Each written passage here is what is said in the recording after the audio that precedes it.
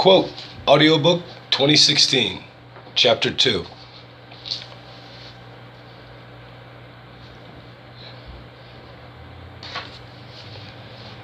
Once in my late 20s, I was walking one of Syracuse's bad neighborhoods, not caring for myself, doing drugs, drinking like a fish, and I ran into a guy named Grady who used to babysit the three of us when we were younger.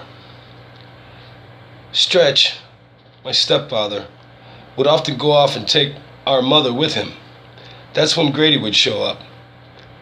I was sitting on the porch steps of an abandoned house that was next to a corner store where you could buy your smokes, your beer, or anything else your self-destructive mind desired. I used to call it the store from hell. I used to look at that part of town as my own slice of hell. Really, nothing good or positive ever came from letting oneself be compelled, addicted to go there. Grady, a little tipsy, he came up to me slowly with a big smile on his face. By then in the slice, I was used to people I did not know approaching me for any and all sorts of reasons. I have a soft spot for old-timers, so I welcomed him to sit and share my new 40-ounce of Old English 800. The liquid of choice if you were trying to slow yourself down in those days. Grady sat, and he didn't say much for about 5 minutes. Then out of the blue, he stuck his hand out and he said, "You little Earl, ain't you?" He then proceeded to tell me how he hated the way Stretch, my stepfather, used to treat me when I was so young. "Earl, you were only 4 years old." Me personally, I don't remember 4 or 5. Nothing at all.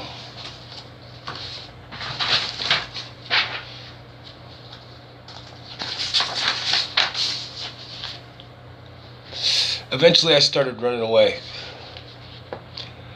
I was very young. How a 6-year-old kid had the presence of mind to put on 2 pairs of pants, 3 shirts, a jacket that was his mother's and way too big for him, to put on all the socks he could find, then to have the crazy idea of hanging from the ledge of the same second-story window that he once looked out and saw the most beautiful thing he had ever seen, so that he could drop down to the roof of the neighbor's pickup truck. Crazy? Inspired? Who knows? Once this was done, he bolted into the night. If you haven't caught it by now, the kid I'm talking about is me. I have chosen to call this a work of fiction because even I have a hard time of believing these things really happened to me. Believe what you will. I know what I lived through. No one will ever take from me the truth of my past. As I write this, I can still feel how badly my ankles hurt as I landed on the top of that '67 Chevy Apache. For such a harsh memory, I still love those trucks to this day. I literally hobbled away that night from 300 Baker Avenue, Syracuse, New York, 1968. When I look at it now, I can't believe that this life didn't take me. It was a bad place then. It was late at night. I may have been a big kid, but I was only 6 years old. How I came upon the bus idea, I'm not really sure, but here's how the next few days went.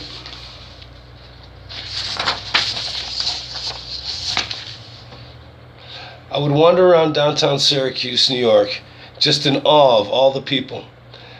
There was back then a Woolworth's and a Sibley's department stores right smack in the middle of downtown, sort of like a Kmart and a JCPenney of today.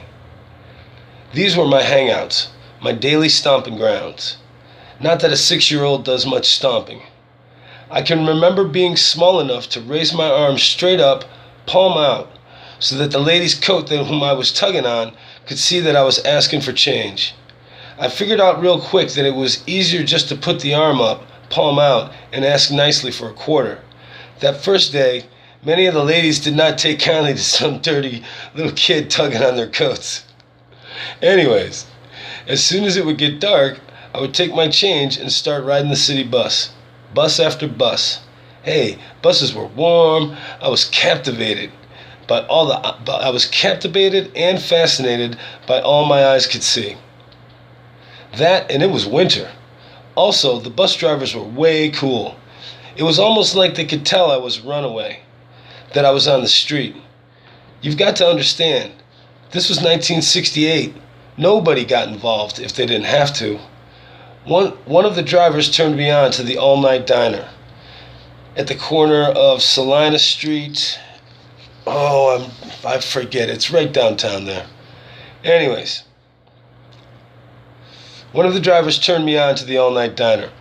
My little ass would sit on that dark red stool and turn back and forth, back and forth. If I got ballsy and spun all the way around, the cook would fake getting mad at me. In a mock angry voice, he would say, "Keep it up and back on the street with you." And then he would point to the door.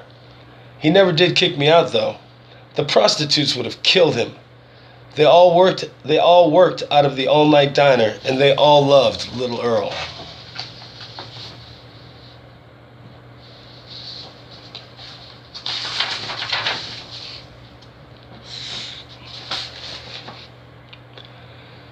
There was a time in my life when I really believed that everything was ruled by irony. That weird feeling you get when impossible things happen in your life. Even thinking about those times while writing this still feels amazing. I was familiar somehow with the confluence of events that would lead up to the outcome of event after event. Now let's take this a step further. Day after day, night after night, that same weird confluence of events happening consistently, cascading at times and taking my mind to an unbearable place. I could recognize the feeling so much so that I began to play with it. I would use that awareness to the advantage and disadvantage of different people involved in the moments of strangeness. I thought at the time I was experiencing synchronicity. I was not. I have recently, 2012, 2013, experienced a great measure of synchronicity in my life. Those times were not synchronicity. Strangeness in your life? Do what I do. Write a song about it in a way of creating something good out of the strange. This song was written in just such a way. The song is titled Just a Pawn. Lady Fate wears a dress of irony. She puts a smile on the face of old man Time. You can find them dancing hand in hand to the songs of destiny. It is the mistress love they too often leave behind. Myself, I believe I can change their ways. I am so done with being just a pawn in their games of the mind. You see, I have a secret the jester once told to me. If you can make a woman smile, you can win her heart every time. The mistress love came strolling down the street today. I could tell by her stride she'd been hitting the wine. So I stepped up. I asked her to drink with me. She looked me in the eyes. She smiled slowly. Thus she replied, "Sir, I do not even know your name. What makes you think I'd share a flask with a rogue such as you?" It was then I recalled the secret the jester had given to me. So I said, "Dear lady, we both know drinking wine is for two." Now I know, yes I know I have changed their ways. Fate, destiny, and old man Time had to watch from the side. The mistress and I, we drank wine all that day. Then that night at the shore, that's right, Lady Love was mine. This one is so cool to sing, it kills me. This is a little more on the creation of the song Just a Pawn. There's no easy way to put this, so as I used to say when I was young, here's the thing. As time has gone on the way it always will, events in my life have become very hard to explain in terms that I was traditionally taught to use. The words that I would choose to describe many of these events that have happened during the first 6 months of the year of our Lord 2013, any words would not give justice to said events. I cannot find them.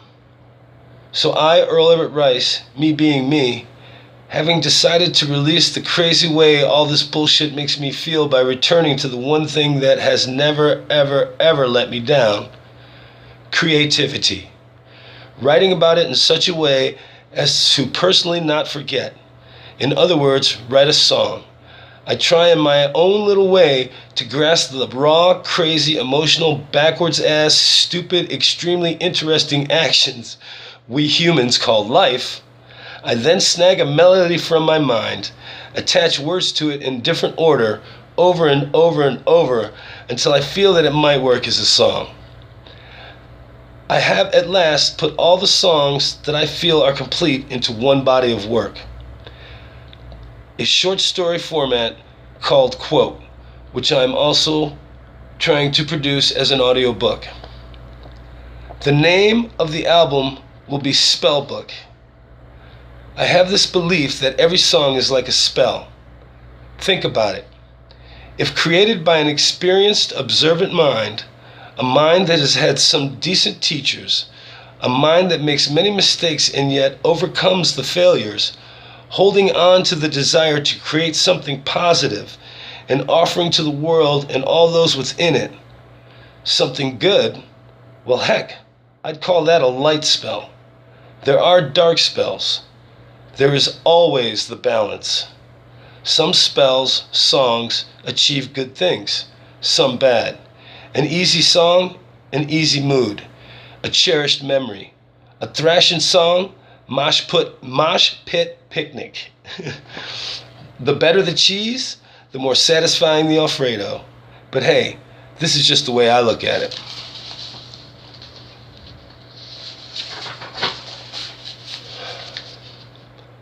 When I say a song came to me, I mean just that. I can be walking along downtown streets and hear a snatch of a passing conversation, and suddenly a whole verse jumps into my head. The beautiful thing is that there's always a melody with it. At times I will construct a song from it. Other times I forget all about it. My new thing is, I have this idea that every song is a spell. Some work, some don't. You hear a song for the first time, and it makes you sad, makes you reminisce. Think of that girl you dated in high school. Makes you want to buy something for the wife on your way home from work. I can describe 1,000 different ways songs and music make all of us feel and react when we hear any of it. Just imagine for a moment not hearing any music at all. Now you get the idea. Spells, all of it. I am convinced. I also have another project in the works. It's called the Metronome Diaries. Earl Everett Rice singing his own songs to a metronome and nothing else. It is my hope that in this way, any musicians I play the songs for will be able to pick up the melody and the time signature easily. It has been a dream of mine for many years to put music to the words that I have written. The story as to why I have waited so long to do this is the basis for the work, Quote, which you are hearing now and which I have recently finished writing. It's a story I hope I can do justice. I know the songs are ready. I feel ready. This is my gift to the celebration of 12/21/2012.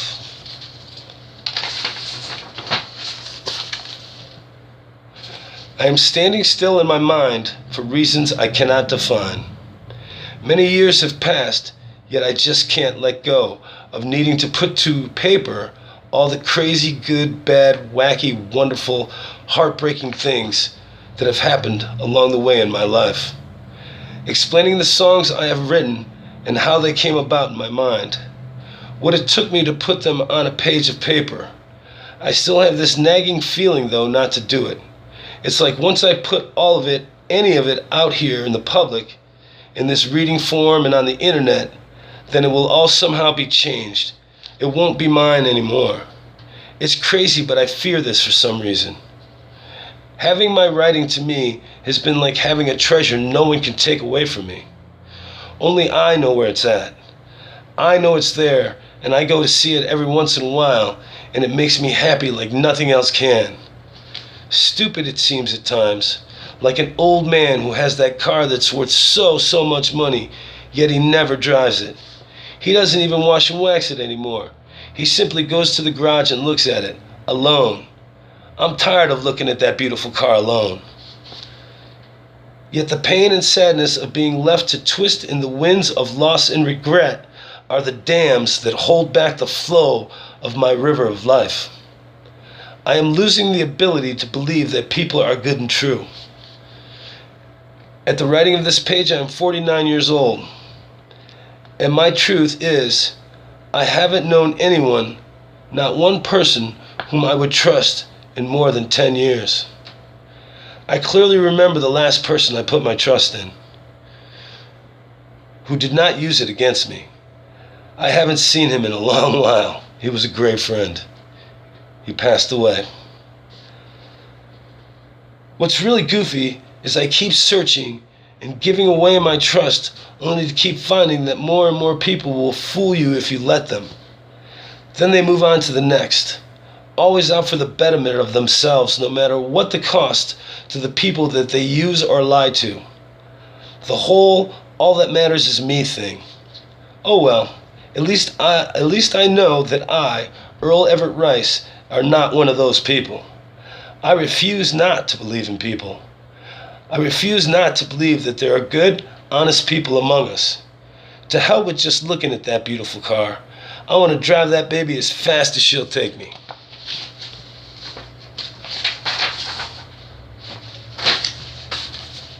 To wherever she wants to go. I will find somewhere to go. I deserve to give myself at least this much. I also know now that only I can make these things happen. I just have to want them to. The mind is a powerful thing, and I have a very, very keen mind. Having a good mind has not always been an easy weight to carry. My mind has gotten me into many situations that I wish I had never been made aware of. I'm going to leave it at that. To this point, you've read a portion of what life has tossed at me during my younger years. Many of the things I've written about so far were for years very, very hard to even think of. I was unable to think, talk about any of it without getting very angry or very drunk or very stoned or very high. It wasn't until my early 40s that I began to be able to deal with any of it. The childhood, the early years. I never spoke to anyone, ever, about any of it, ever. Yeah, I've heard the talk about your pain lines and the whole theory of the more you talk about it, the less it hurts. I like to say, survive it and do the best you can for yourself. But that's just me. Everyone is different, has different needs, different paths to salvation and all that.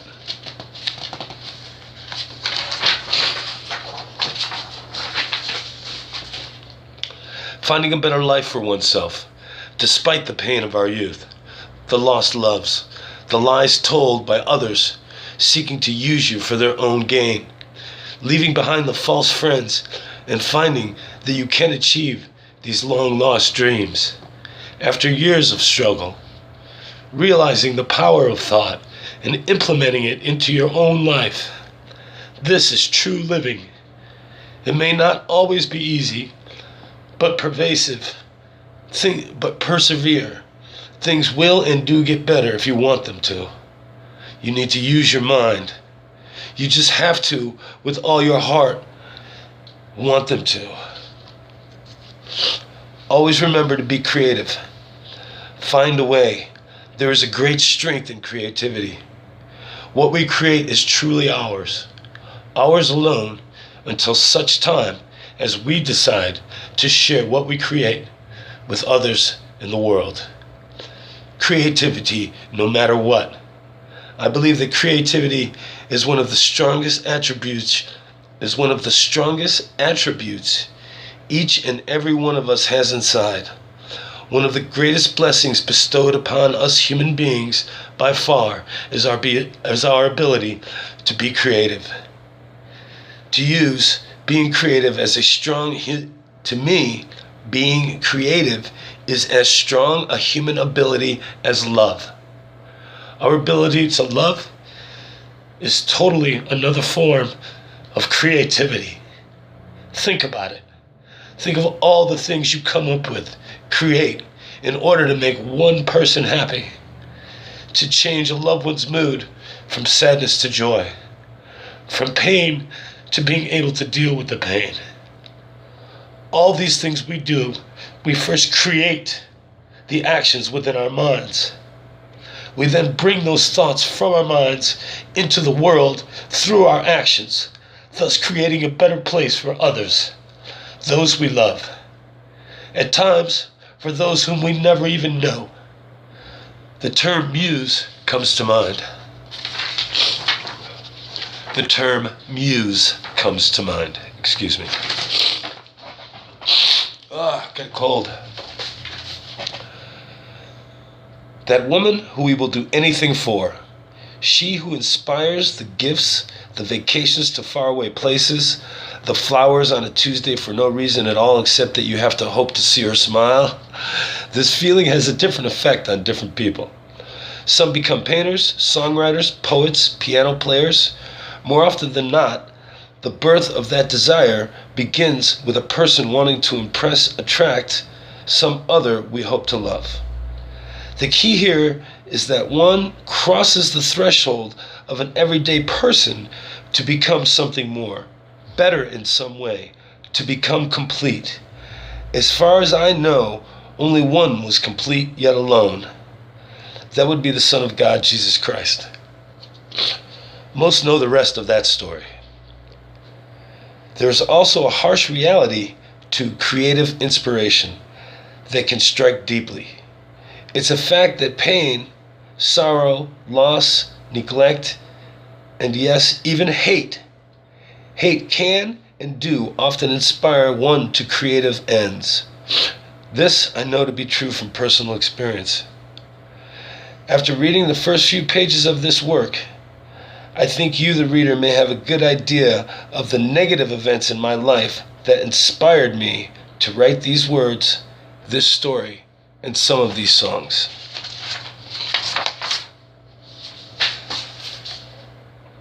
One of the hardest things in life for many of us is coming to the point where it suddenly seems that many of the dreams and desires we've had for ourselves may not come true at all. Some people refuse to face this moment. I have faced it, cursed it, raged at it. At times, I completely put it out of my mind altogether. Then for reasons I can't explain, as like on 12/21/2012, and as 21/12 was approaching, I had a lot of strange things go on in my life. With all my heart and with every bit of my ability left within me, I made a decision. It came down to a simple truth. I will give the rest of my life to finding a way to put those dreams and desires firmly in the grasp of these hands that have spent so many years doing nothing more than helping this carcass survive. These hands, and this mind, and this carcass that I have been blessed with are meant for more than just surviving. This I know in my soul. Some accept it and decide to choose something else to focus on. It's the whole set achievable goals mentality. Baby steps and all that. Here's the thing. What happens when one has given up on the childhood dreams only to find 10, 15, 30 years go by and wham, childhood dream number one rises like the proverbial phoenix and lands on your shoulder? One consciously makes the decision to ignore this huge flaming awareness that slowly at first begins to remind you of, let's call it the forgotten dream syndrome. Circumstance after circumstance, situation after situation, event after event, you keep telling yourself that it's all coincidence. It can't be true. If only I was younger. If only I had realized all this years ago. If I don't have the strength for any of that. Then the biggest one of all, I no longer believe I can do it anymore. What does one do with these feelings? I can tell you what most of us do, and what I did at first. It's a way of living often referred to as escapism, or escapist behavior. It's not so complicated, really. We drink to excess, smoke pot, do chemicals, chase relationships, regardless of anything one may truly desire. This is often referred to as settling. And on and on and on it goes, going nowhere, over and over and over. The lucky ones find a positive way to deal with the yearning to do more, or the loss of the dream, so to speak. Yet they push the limits constantly, blindingly at times, but also very aware of the danger to themselves and anyone else that might be with them. Most of us choose to be a spectator to the crazy things that the lost people do when they are swept up in the way the mind can easily be altered by unhealthy input. Throughout time, there are examples of this. Think of the car accident you passed slowly because you just had to look. The Romans are a very good example. From the emperor to the slave, every one of them loved with a passion to watch their fellow man be slaughtered. Man versus man, man versus animal, it didn't matter. These days, we watch the nightly news and surf the internet. I can't help but think there's a parallel there. Mentally. Oy. There's a song by the band The Police called The King of Pain. I had always wanted to use that phrase somehow in one of my own songs.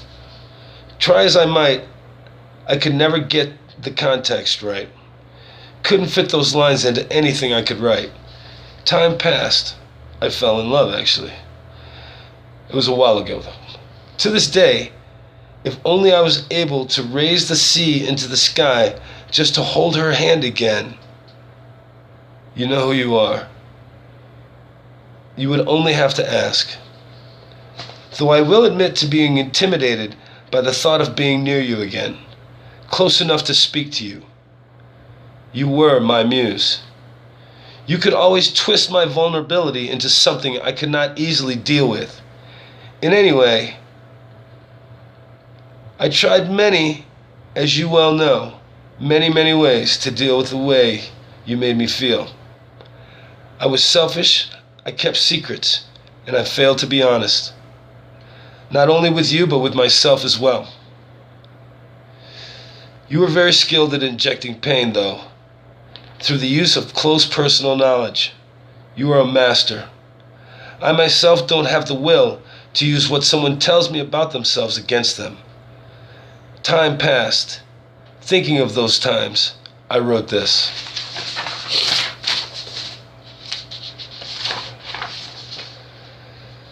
When I come home at night, tired and strung out from my day, I check the phone, I drop my keys and my pocket change right onto the table that sits to the left in my entryway, right under the picture of you and I in our summer place.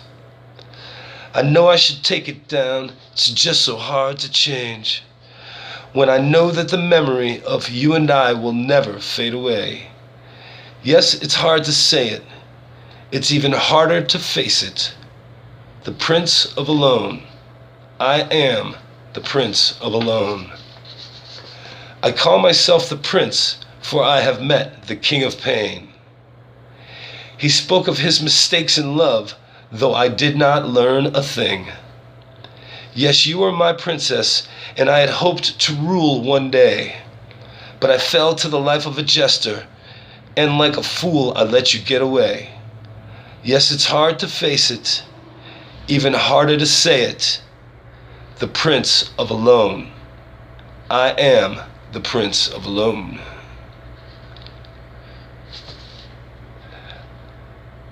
I call myself the Prince, for I have met the King of Pain. He told me of his mistakes in love, though I did not learn a thing. Yes, you were my princess, and I was going to be king one day.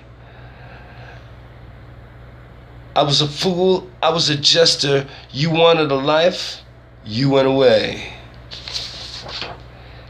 Oh, it's hard to say it, even harder to face it.